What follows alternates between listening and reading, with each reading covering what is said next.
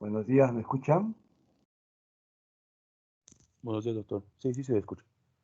Buenos días a todos. El día de hoy vamos a hacer la clase que corresponde a los síndromes psiquiátricos y que están incluidos los síndromes neuróticos y psicóticos. Primeramente, esta clasificación de síndrome neurótico y psicótico, pese a que está un poco ya en desuso, algunas veces todavía se sigue utilizando con fines didácticos, ¿no? Porque para dar a conocer que en el síndrome neurótico el paciente se comporta de una manera diferente a cuando tiene un síndrome tipo psicótico. En el síndrome neurótico generalmente el trastorno mental tiene un gran componente de tipo psicológico. El juicio de la realidad permanece todavía correcto, adecuado. Por ejemplo, en los trastornos de ansiedad, en los trastornos depresivos, en la bulimia nerviosa, en, en otra serie de problemas, en problemas obsesivos compulsivos, etcétera, ¿no? En cambio, en los cuadros psicóticos tipo esquizofrenia, tipo trastorno afectivo bipolar, demencia senil, el juicio de la realidad es alterado, ¿no? En el síndrome neurótico los síntomas son de menor gravedad, el curso es crónico y fluctuante, hay algunas enfermedades que cursan con periodos en los cuales hay una exacerbación de síntomas y periodos en los cuales los síntomas están muy atenuados. Y el tratamiento en estos cuadros clínicos es mixto, farmacológico y psicológico. Dependerá del cuadro clínico en qué medida es más importante el tratamiento farmacológico y en qué medida el tratamiento psicológico es complementario o en algunos casos es fundamental, ¿no? Por ejemplo, en el trastorno de pánico, que es un cuadro de ansiedad muy intenso, el tratamiento farmacológico es casi 90% fundamental y el tratamiento psicológico es complementario. Pero si vemos un problema de personalidad o si vemos anorexia nerviosa, por ejemplo, el tratamiento es eminentemente psicoterapéutico. El síndrome, uno de los más frecuentes que vemos en la práctica diaria, es el síndrome ansioso, ¿no? Que va a tener una serie de trastornos incluidos dentro de este síndrome. Este síndrome ansioso está caracterizado porque el paciente tiene un malestar, un sentimiento circunstancial, hay un estado de inquietud, aprehensión. El paciente vive un estado de alerta, ¿no? Como si algo le va a suceder. Se anticipa un peligro y es un peligro desconocido, no lo puede identificar claramente, ¿no? Hay que hacer algunas diferencias entre lo que es ansiedad y miedo. Por ejemplo, en el miedo, si el paciente puede identificar específicamente la situación estresante que lo lleva a tener ansiedad. En cambio, la ansiedad misma es un sentimiento que aparece a veces de la nada y es un sentimiento poco inespecífico, ¿ya? Entonces, generalmente con el trastorno de pánico, el paciente, por ejemplo, no sufre de ansiedad y de pronto presenta los ataques de pánico. También es importante diferenciar lo que es ansiedad y angustia, ¿no? Angustia ya es un estado mucho más intenso de ansiedad, es similar a lo que es el pánico. Generalmente viene por determinados momentos, 10, 15, 30 minutos máximo, ¿no? Es un estado intenso de ansiedad en el cual el paciente tiene una serie de manifestaciones de tipo psicológico y físico, ¿no? Como ansiedad, angustia, miedo a perder la razón, miedo a que el paciente le dé un infarto, puede incluso desmayarse por el estado de pánico que tiene. En cambio, la ansiedad es un grano un poco menor. También hay que hacer una diferencia de lo que es ansiedad normal y lo que es ansiedad patológica. Mientras que la ansiedad es normal en todos nosotros, porque es importante porque nos obliga a salir adelante, a enfrentar los peligros, a vencer a otra persona. Entonces es normal. Pero cuando se convierte en patológica, se convierte en patológica en dos casos, ¿no? Cuando esa ansiedad es desproporcionada al estímulo, en los casos, por ejemplo, de las fobias, ¿no? Todos nosotros podemos tener algún tipo de ansiedad, intranquilidad cuando subimos a un avión y vamos a hacer un vuelo, ¿no? Pero si esto va a llegar a un estado de pánico y de angustia y que voy a tener que antes que parte el avión bajarme, bueno, ya es una ansiedad patológica. Entonces, es patológica cuando la ansiedad es desproporcional al estímulo y también cuando la ansiedad surge de la nada. Yo puedo estar ansioso ante un examen, puedo estar ansioso ante el peligro en cuanto a la salud de un familiar, pero si de pronto estoy caminando por la calle y me viene un ataque de pánico, eso es una ansiedad patológica porque es una ansiedad que viene de la nada, sin motivo, ¿no? Manifestaciones clínicas, ¿no? Hay una serie de síntomas subjetivos que tiene la ansiedad, como intranquilidad, temor, desasosiego, preocupación excesiva. También puede haber alteraciones en la conducta, generalmente en las personas, en los niños o adolescentes. A veces se confunden, ¿no? Estados de ansiedad con cuadros de problemas de conducta. Entonces, el niño está irritable, colérico y se piensa que tiene un problema de conducta y lo que es que está ansioso. Manifestaciones somáticas, todos los órganos o sistemas pueden estar afectados. Cardiovascular, gastroenterológico, todos como vamos a ver, ¿no?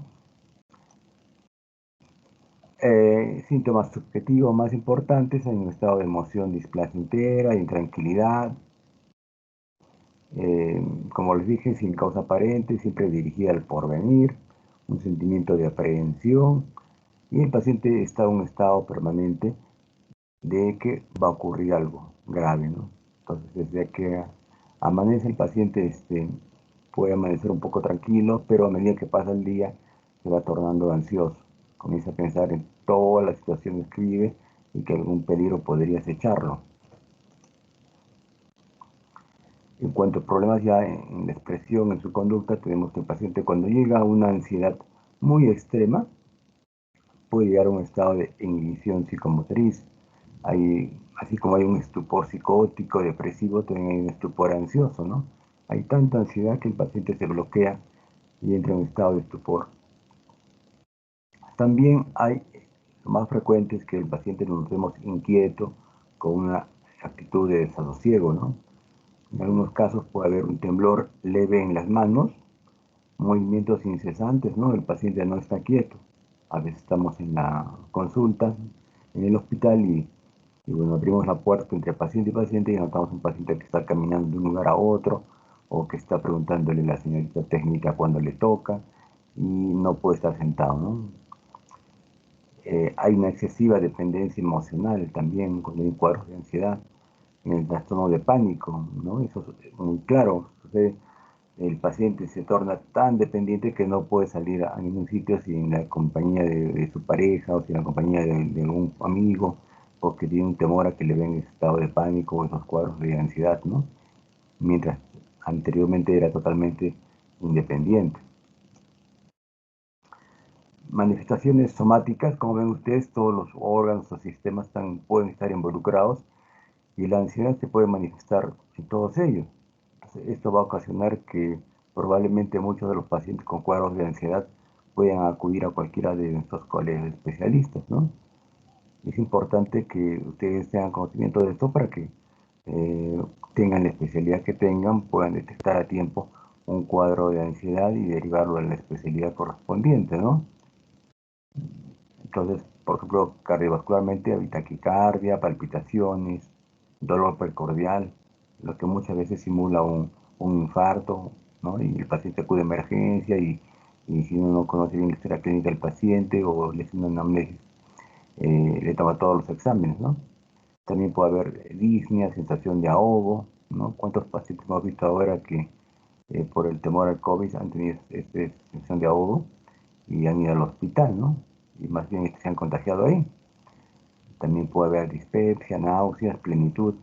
Las náuseas es un síntoma muy frecuente en los pacientes ansiosos. La dispepsia igual, hay pacientes que solo tienen estos síntomas y esta ansiedad. Entonces, nuestros colegas, los gastroenterólogos, son uno de los colegas que con mayor frecuencia, igual que los cardiólogos, tienen estos pacientes con problemas de ansiedad, ¿no? Entonces es importante detectarlo a tiempo. Genitourinarios también se puede dar en manifestaciones ansiosas a este nivel y el paciente se va a manifestar con polaquiuria, enuresis, a alteraciones en la esfera sexual, desde problemas en el deseo, en- en la excitación, ¿no? Como eyaculación precoz, frigidez. A nivel neuromuscular, algunos pacientes sienten sensación de temblor en las manos, hormigueo, otros sienten sensación de quemazón en la boca, cefalea, ¿no? Eh, Sudoración, y en casos muy extremos el paciente llega a desmayarse. Sin embargo, hay que tener en cuenta que algunas enfermedades, ¿no? Orgánicas, los cuadros orgánicos, dan, pueden producir cuadros de ansiedad muy similares a los cuadros de ansiedad psiquiátricos, ¿no? Por ejemplo, el hipertiroidismo siempre cursa con cuadros o estados de ansiedad, ¿no? La porfiria aguda, el hipotiroidismo, al contrario, cursa con cuadros depresivos. La porfiria aguda también, el feocromocitoma, que es un tumor de células suprarrenales que tiene una gran cantidad de descarga de neurotransmisores tipo noradrenalina. Entonces también una alteración a este nivel también puede producir un estado de ansiedad y el paciente piensa que sin tener ningún motivo se encuentra ansioso, nervioso, tembloroso, ¿no? La epilepsia del lobo temporal, el síndrome confusional, que es el delirium, ¿no? Ese estado en el cual uno tiene dificultad para centrar, mantener o dirigir la atención hacia algo. Eh, También ocurre con estados de ansiedad. Fármacos, la ingesta de diversos fármacos, hay que ver. Lo más frecuentes y conocidos son las anfetaminas, que nos causan cuadros de ansiedad. También pueden ser los antidepresivos y los síndromes de abstinencia, ¿no? Desde síndromes de abstinencia al alcohol, a las drogas o a fármacos, ¿no? Generalmente a antidepresivos o ansiolíticos. Y dentro de los cuadros de ansiedad, solo para mencionarles, les voy a decir brevemente cuáles son, ¿no? En primer lugar tenemos el TAC, que es el trastorno de ansiedad generalizada, que es un trastorno en el cual el paciente vive en permanente estado de ansiedad, desde que se despierta, ¿no? Hasta que se acuesta.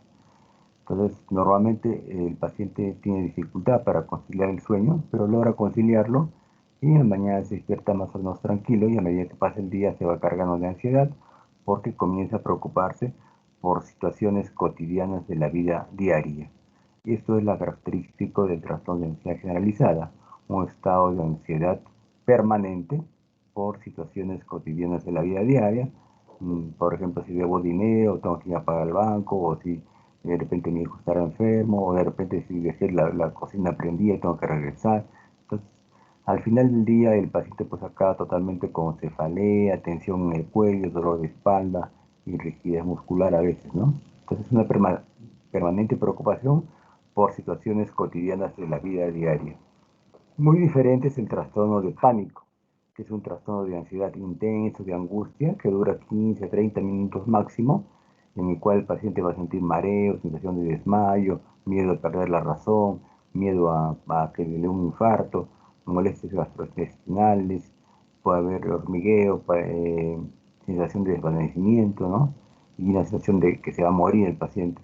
Es tan intenso que todos estos pacientes generalmente acuden por emergencia y mientras acuden por emergencia y les colocan un diazepam endovenoso, por ejemplo, ya se le pasó al paciente. Y de ahí el paciente vuelve totalmente a la normalidad. No es como el trastorno de ansiedad generalizada que está ansioso en el día, ¿no? El paciente vuelve a la normalidad, es como una descarga noradrenérgica de un lugar del lóbulo temporal, que es el locus ceruleus, que tiene una gran descarga noradrenérgica, y entonces viene sin motivo, ¿no? Y eso hay que tratarlo a tiempo porque si no lo tratamos a tiempo se va a complicar con algo que se llama agorafobia, que es el temor que va a tener este paciente que este ataque le venga en lugares en los cuales no pueda recibir ayuda, ¿no? Entonces, si no tratamos un cuadro de pánico, si el médico general no lo detecta a tiempo, se va a complicar el paciente con esta agorafobia y si no tratamos pues, en los meses siguientes puede llegar hasta una hipocondriasis. Después tenemos la fobia social y específica, ¿no? Como saben ustedes, la fobia es el temor excesivo y irracional hacia algo, ¿no? Entonces hay fobias específicas como temor a las alturas, temor a los truenos, temor a algún determinado animal. el temor al avión, etcétera. Entonces son fobias específicas. Y tenemos una fobia generalizada que es la fobia social, ¿no? Que es el temor a hablar en público, que es el temor a comer, incluso hay pacientes que tienen la fobia eh, tan intensa que no pueden entrar a un baño público cuando hay alguna persona, ¿no? Y esperan que no haya nadie y recién pueden entrar o no pueden comer, por ejemplo, delante de las personas, ¿no? Serían incapaces de comer en un patio de comidas, por ejemplo, ¿no? Entonces, la fobia puede ser incapacitante, ¿no? Hay profesionales, de todos los tipos, ¿no? Incluso psicólogos que pueden tener fobia social y eso puede limitarlos mucho en su desenvolvimiento profesional. Después, otro cuadro de ansiedad que tenemos es el TOC. Como ustedes saben, el TOC es un cuadro clínico que está caracterizado por la presencia de obsesiones y compulsiones, ¿no? ¿Qué es una obsesión? Es una idea, es un pensamiento o es una imagen que viene a la mente del paciente. El paciente la va a reconocer como absurda, extraña, lucha contra esa idea y para contrarrestar esa idea va a tener que realizar un acto. Ese acto se llama compulsión, ¿no? La obsesión más frecuente es la obsesión de contaminación, ¿no? Entonces el paciente puede salir a la calle y bueno, en estos tiempos hay más precaución, puede lavarse las manos pues una vez, dos veces, hasta bañarse y ahí queda, ¿no? Pero en estos pacientes están lavando las manos pues 20 veces, están bañándose 2 horas y le sigue viviendo la idea que pueden haberse contaminado. Pese a que racionalmente consideran que es suficiente una vez, el pensamiento absurdo permanece y el paciente tiene que hacerlo largo tiempo. Y así como de contaminación hay ideas de simetría, religiosas, y de ideas totalmente absurdas, ¿no? También es un cuadro muy incapacitante porque a veces hay pacientes en los cuales no salen de su casa, ¿no? Porque tienen la idea que si salen de su casa le va a pasar algo a su papá, a su mamá. Entonces ellos se dan cuenta de lo absurdo de la idea, pero tanto viene que tienen que quedarse ahí, ¿no? O si no pueden dormir, tienen que prender y apagar la luz 3 veces, por ejemplo. Esa es la compulsión, ¿no? Entonces el paciente se levanta y prende y apaga la luz 3 veces, ¿no? Luego tenemos el trastorno de estrés postraumático. En el trastorno de estrés postraumático tiene que darse dos situaciones, ¿ya? Primero, una situación estresante muy intensa, que es, por ejemplo, un terremoto, una violación, una situación de esa naturaleza. Y luego de esa situación estresante e intensa, tiene que darse una serie de manifestaciones de tipo psicológico, como una ansiedad, intranquilidad, nerviosismo, palpitaciones, sudoración. Y aparte de eso, tiene que haber una habitación fóbica, ¿no? Si el paciente sufrió ese ataque sexual o ese robo en una determinada calle, el paciente no puede acercarse por determinada calle 2 o 3 cuadras antes, ¿no? O si sufrió una violación, de igual manera, ¿ya? Entonces, esta evitación fóbica y también hay lo que se llama el flashback, ¿no? Entonces, el paciente puede haber estado en una zona de emergencia, por ejemplo, haber visto la muerte de un compañero y de pronto se le viene a la mente la imagen, ¿no? De cómo ha sido el ataque y todo eso. El trastorno de estrés postraumático, cuando es grave, puede acompañarse de alucinaciones auditivas o visuales, ¿no? Y cuando tenemos un paciente que tiene un cuadro de ansiedad y no lo podemos englobar en uno de estos, le hacemos el diagnóstico de trastorno de ansiedad sin especificación, ¿ya? Entonces acá está ya lo que ya les he dicho, la ansiedad generalizada, la preocupación excesiva por las situaciones cotidianas de la vida diaria. Para hacer el diagnóstico hay que tener 6 meses o más de enfermedad. eh, no hay una causa orgánica. Son síntomas importantes la tensión motora, la hiperactividad vegetativa y el estado de hipervigilancia. El trastorno de pánico, los ataques recurrentes, espontáneos e intensos. Para hacer el diagnóstico de trastorno de pánico hay que tener 4 ataques al mes. Si el paciente manifiesta esos estados de angustia o de pánico que les he manifestado, y es una vez al mes, simplemente es un episodio de pánico o un episodio de angustia, no se cataloga todavía como un trastorno de pánico, ¿no? Que no debe tener factores orgánicos, ¿no? Porque, por ejemplo, el prolapso de la válvula mitral puede ocasionar estados de pánico idénticos a estos, ¿no? Hay un trastorno genético, entonces si buscamos mucho en la familia, vamos a encontrar que tenemos un tío o el papá o la mamá no sufre de un cuadro de pánico, de repente de un cuadro de ansiedad generalizada. No se va a heredar exactamente el mismo cuadro clínico, pero sí está dentro de los cuadros de ansiedad. Ese trastorno de pánico se ha hecho unos experimentos y se ha inyectado a pacientes lactato de sodio y hemos reproducido un ataque de pánico igualito, ¿ya? Muy bien, entre los síndromes neuróticos también tenemos el síndrome depresivo, ¿no? Que está caracterizado por un ánimo deprimido, la pérdida del interés, la anedonia, ¿no? Que es esa incapacidad de sentir placer en algo que anteriormente nos gustaba mucho, ¿no? Salir a jugar fútbol, estar con la pareja, escuchar música, viajar, etcétera, etcétera. Nada lo anima al paciente. Hay cambios en el apetito. Normalmente hay alteración, hay una hiporexia en el paciente, ¿no? Entonces el paciente baja mucho de peso. Pacientes con depresión que vemos y que en un mes han bajado 4 o 5 kilos.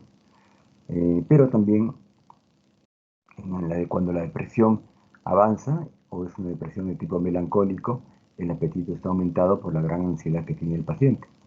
Cambios en el sueño, también lo característico en la depresión es el insomnio terminal.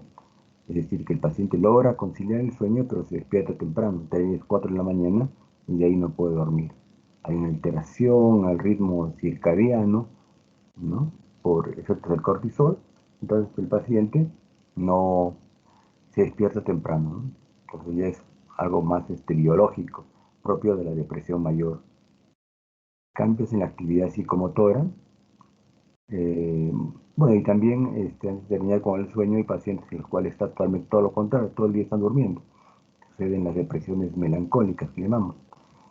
Pero lo más frecuente es lo que les he dicho, ¿no? El insomnio de tipo terminal. También hay cambios en la actividad psicomotora.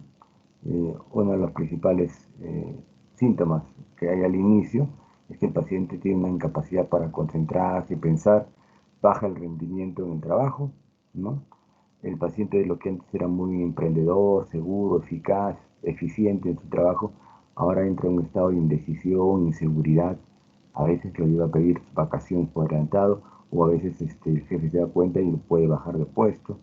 Eh, Otras veces la depresión se va a manifestar con múltiples quejas somáticas, ¿no? Entonces, casi el estado de tristeza pasa desapercibido porque muchos pacientes son muy inteligentes y comienzan a racionalizar sus síntomas, ¿no?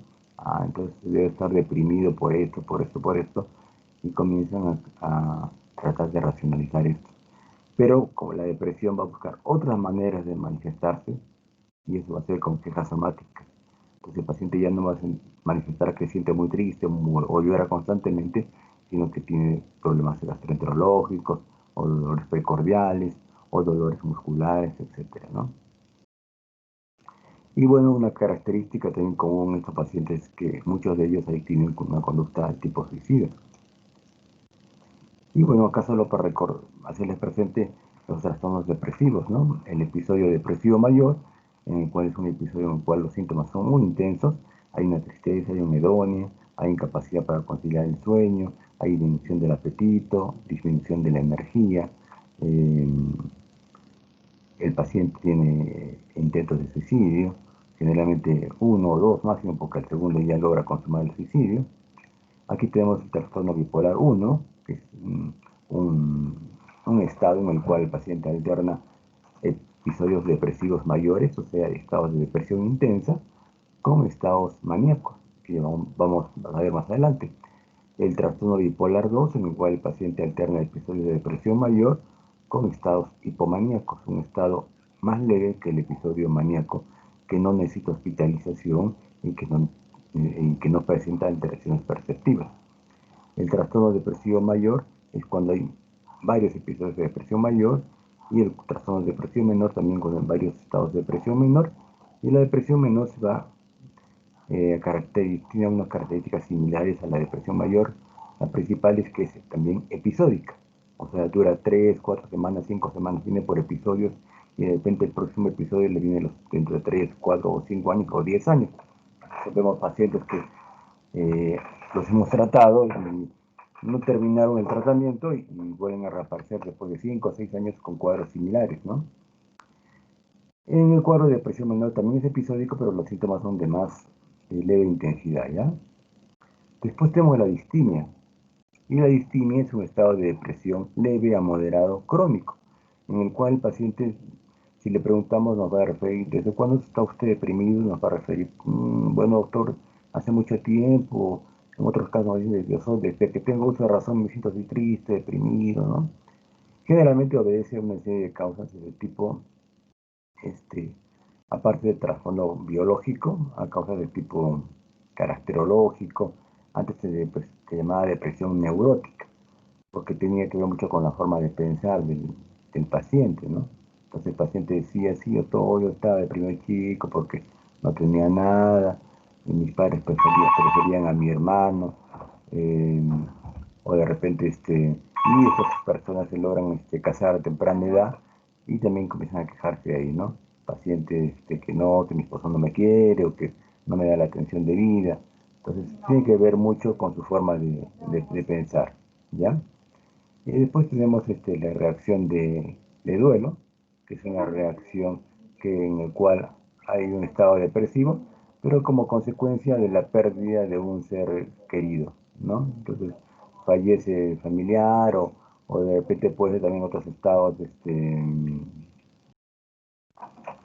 los cuales pierde el trabajo, ¿no? O pierde la pareja, entonces hay un estado de duelo, un estado de tristeza, de depresión, que es normal que dure semanas, de repente máximo 2 o 3 meses, y luego se resuelve, ¿no?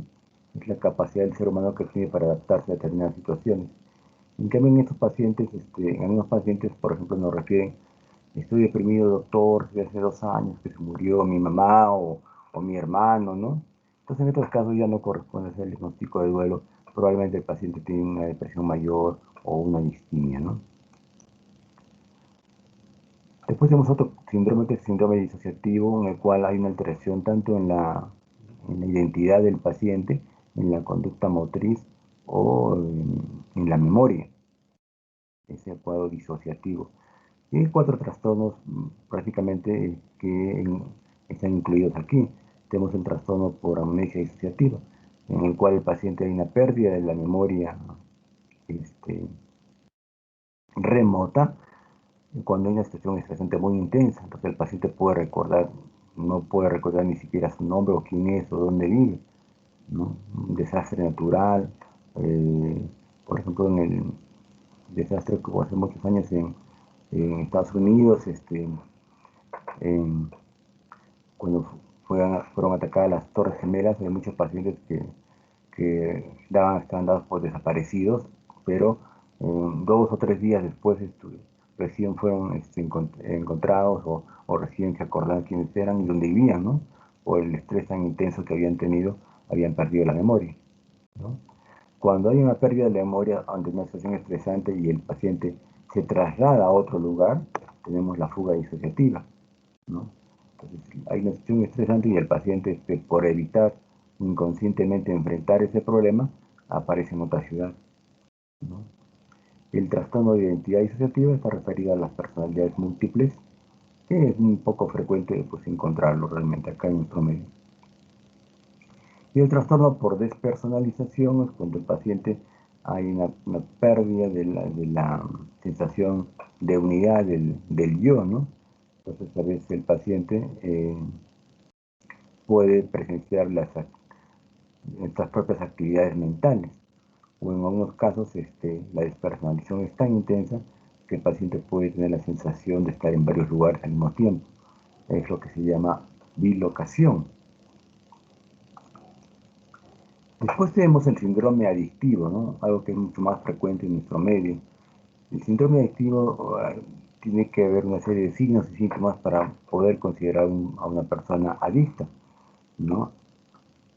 No necesariamente todas las, todas las personas que consumen alcohol o que nosotros creemos que son adictos al alcohol lo van a hacer. Para eso hay que tener una serie de criterios. Y los criterios para considerar una persona adicta son los siguientes: tolerancia, es decir, el paciente necesita cada vez mayor cantidad del alcohol o de la droga o del tiempo que tiene que estar en el juego para obtener el efecto deseado. De repente, si antes con con una hora de juego era suficiente, después va a ser 2, 3, 4, 5, 6 horas de juego en el juego patológico. O si antes era suficiente 2 o 3 cervezas, posteriormente ya no va a ser suficiente, va a ser media caja, o si no va a comenzar a probar marihuana, cocaína, éxtasis y otra serie de drogas. Otra característica del síndrome adictivo es el síndrome de abstinencia, es decir, una serie de manifestaciones psicológicas y físicas que se van a manifestar entre 24 a 72 horas después que ha cesado el consumo. Entonces el paciente va a tener temblor, va a tener intranquilidad, deseos imperiosos de consumir la droga, cuando es un síndrome de abstinencia leve. Cuando es moderado o grave, ya la sensación de la búsqueda de la droga ya es imperiosa, y hay náuseas, vómitos, insomnio. Y cuando es grave, por ejemplo, en el síndrome de abstinencia alcohólica, el paciente ya puede presentarse de dos maneras. Puede presentarse el delirium tremens, en el cual el paciente hay un estado alterado de conciencia que puede tener síntomas psicóticos, como alucinaciones auditivas, o puede tener visuales, o puede tener alucinaciones táctiles, ¿no? Sensación de animalitos o de hormigas caminando por la piel, en un estado de abstinencia grave. Muchos pacientes, hay un 15% de mortalidad si el paciente no es atendido, ¿no? Entonces muchas veces tenemos pacientes que los familiares están cansados, que el paciente cuando deja de tomar se torna agresivo y pues se encierra en un cuarto, y hay casos en los cuales se han abierto el segundo día y el paciente ha fallecido. Entonces hay que tener mucho cuidado porque tiene que recibir tratamiento. Y también tenemos la presencia de convulsiones. Otra forma de abstinencia grave en alcohol es las convulsiones, ¿no? Y la otra, la que les he manifestado, del delirium tremens. Otro criterio para consignar que un paciente es adicto es la incapacidad de detenerse una vez iniciado el consumo. El paciente planea consumir el sábado o el domingo una determinada cantidad, pero no puede detenerse y termina consumiendo 3 días seguidos, ¿no? El paciente continúa el consumo pese a que es conocedor del daño psicosocial que ocasiona, ¿no? Pese a que ha tenido problemas con su pareja, que se va a divorciar, o que sus hijos ya lo quieren sacar de la casa, el paciente sigue consumiendo, ¿no? O que tiene problemas en el trabajo. A veces hay miembros de la policía, ¿no? Que ya los han amenazado, pero los van a sacar de la institución. Si toma una vez más, y pese a eso el paciente recae, ¿no? O toma. Entonces, es un criterio fundamental. Y el último criterio, también importante, que el paciente continúe el consumo pese a las enfermedades físicas que ocasionan su consumo, pese a que le han diagnosticado una gastritis profunda, o que le han diagnosticado unas varices esofágicas, el paciente sigue tomando. O pese a que le han diagnosticado una cardiopatía por cocaína, el paciente sigue consumiendo la droga, ¿no? Entonces, estos son los criterios para hablar de un síndrome adictivo, ¿no? Después tenemos el trastorno somatomorfo. El trastorno somatomorfo son una serie de manifestaciones eh, físicas que tiene el paciente, pero cuyo origen es de tipo psíquico, ¿no? Entonces, el paciente puede acudir también a diversos especialistas con la idea que tiene alguna enfermedad, pero su problema es un problema psicológico, ¿no? Tenemos el trastorno por somatización, en el cual el paciente va a sentir una serie de molestias o de simular un tipo de enfermedad en diversos órganos, ¿no? Puede ser cardiovascular, gastroenterológico, dermatológico, etc. En el trastorno por dolor, estos síntomas psicológicos se van a expresar solamente por dolor, ¿no? Dolor intenso al miccionar, dolor intenso de cefalea intensa, ¿no? En el trastorno hipocondríaco, más bien el paciente vive con la creencia de tener algún tipo de enfermedad, y este tipo de creencia va cambiando, ¿no? Entonces el paciente puede estar un tiempo muy preocupado porque tiene un problema de estómago, piensa que tiene una gastritis o que puede tener cáncer, y se va pues a una serie de especialistas hasta que alguien le diga lo que espera encontrar. Y si por ahí alguien le dice algún diagnóstico, el paciente peor, ¿no? Entonces es importante que esos pacientes tengan un médico de cabecera para que los oriente un poquito, y que no haga que tengan exámenes auxiliares excesivos, porque cada vez que tienen más exámenes el paciente se vuelve más hipocondríaco. En el trastorno dismórfico, en alteración en la percepción, ¿no? El paciente puede tener una imperfección en la cara, pero él lo siente como muy grande, intensa, y a veces ocasiona de que no salga de su casa, y a veces estos pacientes se someten a cirugías plásticas, y a veces actualmente los cirujanos plásticos eh, realizan un examen psiquiátrico o hacen realizar un examen psicológico antes de entrar a una cirugía, porque el paciente le puede hacer corrección porque piensa que su nariz es imperfecta o que una ceja está diferente a la otra o cualquier otra que sea mínima, pero el paciente lo ve muy, muy marcado y el cirujano plástico lo opera y después va a tener otra queja, ¿no es cierto? Entonces, y el paciente termina con una serie de cirugías y hemos visto, usted también habrá visto en la televisión, pacientes que quedan completamente deformes. El trastorno conversivo, ¿no? También es algo que van a ver con frecuencia cuando ustedes hagan el internado. El trastorno conversivo es una serie de síntomas de tipo generalmente neurológico, como parálisis, ceguera, que se ven luego en una situación estresante y se llaman conversivos. ¿Por qué? Porque todos los conflictos de ansiedad que tiene el paciente se convierten en síntomas físicos. Entonces, una vez que el paciente está, que no puede caminar o que está ciego, el paciente se va a manifestar lo que se llama la bella indiferencia. Es decir, el paciente está de lo más tranquilo. Cualquiera de nosotros podríamos estar angustiados y de repente perdemos la visión, ¿no? O no podemos caminar. Sin embargo, ellos están tranquilos porque esa ansiedad que tenían ya la han convertido en síntomas de este tipo físico, ¿no? Luego tenemos el síndrome de la conducta alimentaria, ¿no? Acá hay una distorsión de la imagen corporal, hay presencia de atracones, purgas, una alteración en el ciclo menstrual, rechazo a mantener el peso adecuado para su peso y edad. Este es el síntoma principal del síndrome de alteración de la conducta alimentaria y tiene una conducta peculiar alimentaria, ¿no? Generalmente el paciente ya no quiere alimentarse con los padres, desayuno, almuerzo y comida, lleva la comida en su cuarto y ahí tiene, pues, esconde en bolsitas o vomita, ¿no? Y también es importante la distorsión de la imagen corporal, ¿no? El paciente puede pesar 25 kilos y se ve como que pesar 40 o 50, presencia de tracones y pulgas, hay una serie de el paciente come una gran cantidad de sustancias, generalmente comida chatarra en menos de 2 horas y lo vomita después, ¿no? La alteración del ciclo menstrual era un criterio importante antes en el DSM-4, que el DSM-5 ya lo han sacado. Eso es importante, el síndrome de alteración de la personalidad, es decir, cómo es el paciente, su forma de ser. La forma de ser del paciente es patológica, es anormal, ¿no? Entonces, aquí tenemos, por ejemplo, la inestabilidad emocional. El paciente puede estar comportándose de alguna manera y de pronto ante un menor estímulo reacciona explosivamente o reacciona pues de determinada manera, ¿no? Las acciones de los demás a veces son interpretadas como que son dirigidas hacia él. Si una persona, por ejemplo, le hace una broma o lo molesta o de repente le dice algo desagradable, pues hay una gran impulsividad y le puede tirar lo primero que tiene en la mano, ¿no? En unos casos, en las personalidades patológicas, hay una falta de empatía, una frialdad emocional, esto generalmente en los pacientes antisociales. En otros casos hay falta de perseverancia de objetivos, en las personalidades borderline, ¿no? El paciente no sabe qué hacer de su vida. Y cuando empieza algo, luego se aburre a los 15 días y quiere hacer otra cosa, y luego quiere hacer otra cosa, y luego quiere hacer otra cosa. Y tenemos pacientes que llegan a los 25, 28 años y no han hecho nada en su vida, todo lo dejaron a medias, ¿no? Tanto en el trabajo como en sus estudios.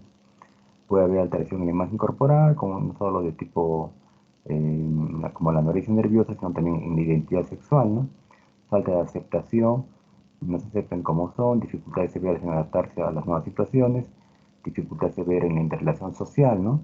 Eh, excesiva timidez, ya no es una excesiva timidez, sino ya es una alteración en la interacción social. Ahí vemos la personalidad esquizoide, esquizotípica.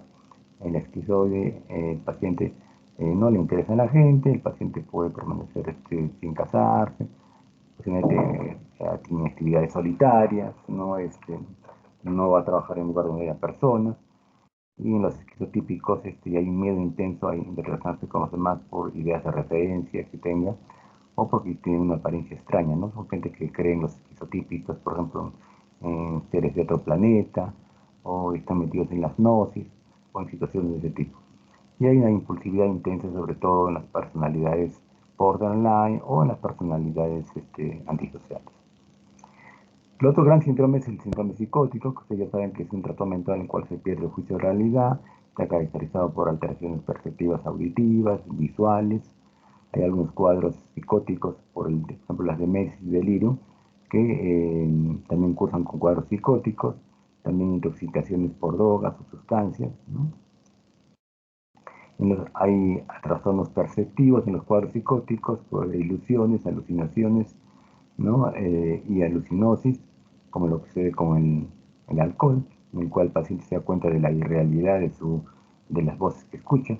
En cambio, la alucinación no, el paciente vive de acuerdo a las voces que escucha. Si el paciente escucha que la voz le dice que se mate o que haga daño a otra persona, ese es un típico ejemplo de alucinación.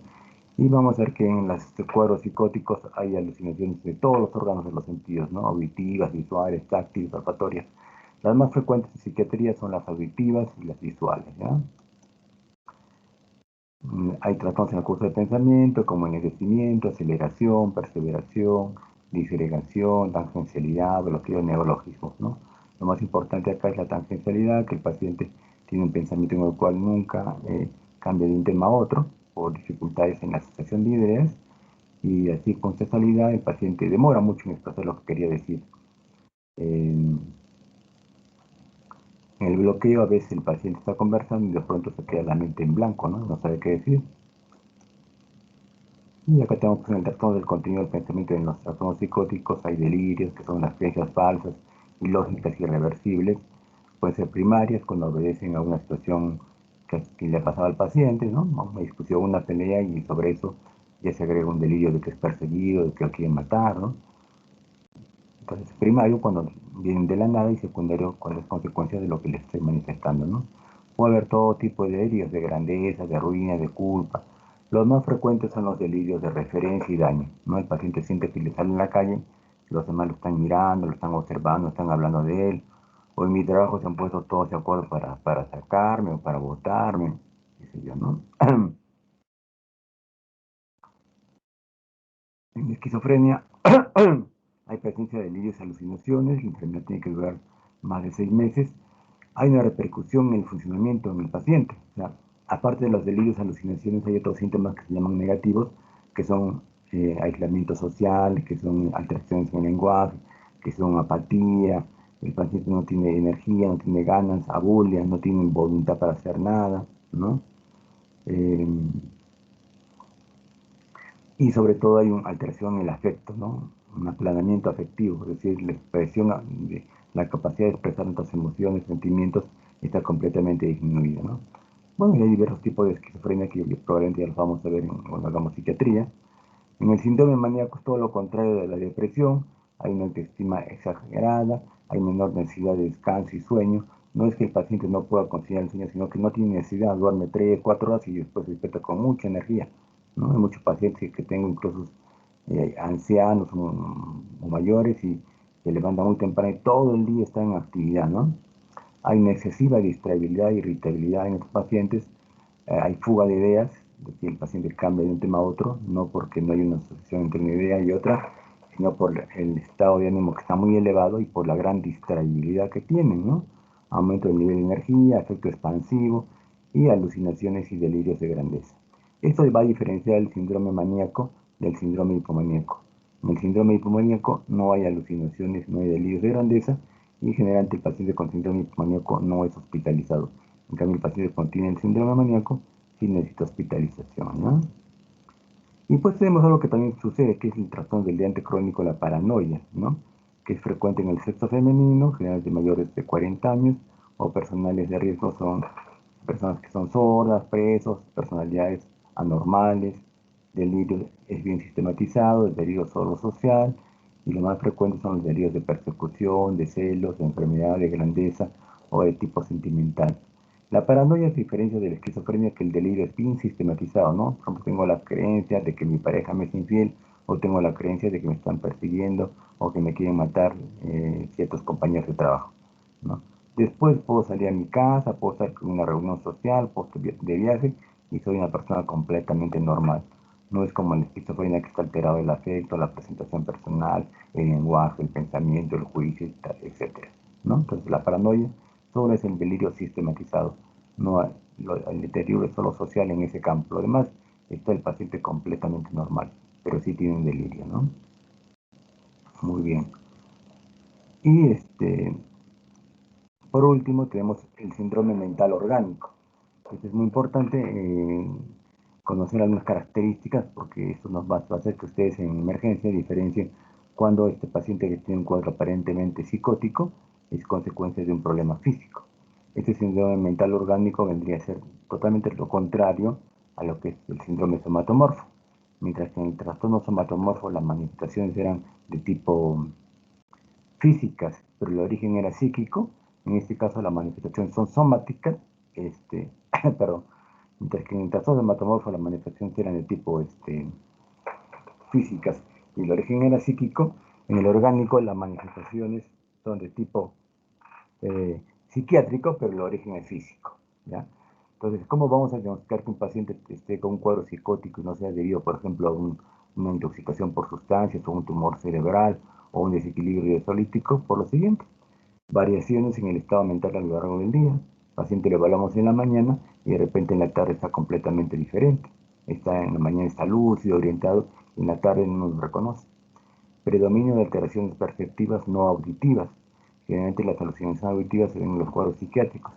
Si el paciente tiene alucinaciones visuales, olfatorias, anestésicas o gustativas, hay que sospechar que no tenga un cuadro mental orgánico. Desorientación temporoespacial. El paciente esquizofrénico está orientado en persona, espacio y también en tiempo. Si el paciente está desorientado en espacio y tiempo, hay que sospechar que no tiene un cuadro orgánico. Alteración en la memoria reciente. En la esquizofrenia la memoria se mantiene intacta. Entonces, si el paciente tiene dificultad para centrar, mantener, dirigir la atención o fijar hechos, hay que sospechar en un cuadro orgánico. De repente, esto es lo que se altera, por ejemplo, en la demencia senil, ¿no? Al paciente le damos 3 palabras y al cabo de un minuto no recuerda ninguna. Delirios poco sistematizados, no bizarros, ¿no? Si el paciente tiene delirios de que, muy simples, ¿no? Delirios de que va a morir y no dice nada más, ¿no? O que está enfermo, o que le están persiguiendo y no hace ninguna explicación más, un delirio poco sistematizado. En cambio, en la esquizofrenia el delirio está bien sistematizado y nos pueden decir quién le quiere hacer daño, por qué le quieren hacer daño, por qué le quieren robar sus cosas, ¿no? Y no bizarros. Bizarros son delirios extraños, raros, extravagantes, como creer pues que viene de otro planeta o que alguien lo ha convertido en un ser diferente, ¿no? Entonces, ese tipo de delirios bizarros son propios de la esquizofrenia. En cambio, los delirios en los cuadros mentales orgánicos son delirios creíbles, ¿no? Por ejemplo, en intoxicación por cocaína, el paciente puede tener el delirio que la policía lo está persiguiendo. También hay que ver que estos pacientes tienen signos neurológicos. Si los examinamos, si pueden tener rigidez de nuca, reflejo de Babinski o reflejos osteotendinosos aumentados, etc. Y hay alteraciones neurovegetativas, sudoración, puede haber alteraciones en la presión arterial, alteraciones en la frecuencia cardíaca. Entonces, todos estos síntomas hay que sospechar que un paciente no tenga un cuadro psiquiátrico primario, sino sea debido a una causa médica. Y dentro de las causas orgánicas que producen síntomas psiquiátricos, hay decenas, desde un problema de una cardiopatía, hasta un tumor cerebral, una cisticercosis, hasta una baja notoria del sodio, del potasio, o sea, como les digo, una serie de manifestaciones o de cuadros clínicos que nos van a causar un problema mental orgánico, ¿no? Que eso lo vamos a ver con mayor detalle cuando hagamos psiquiatría. Bueno, creo que estamos ya sobre la hora. Si hubiera alguna pregunta sobre el tema.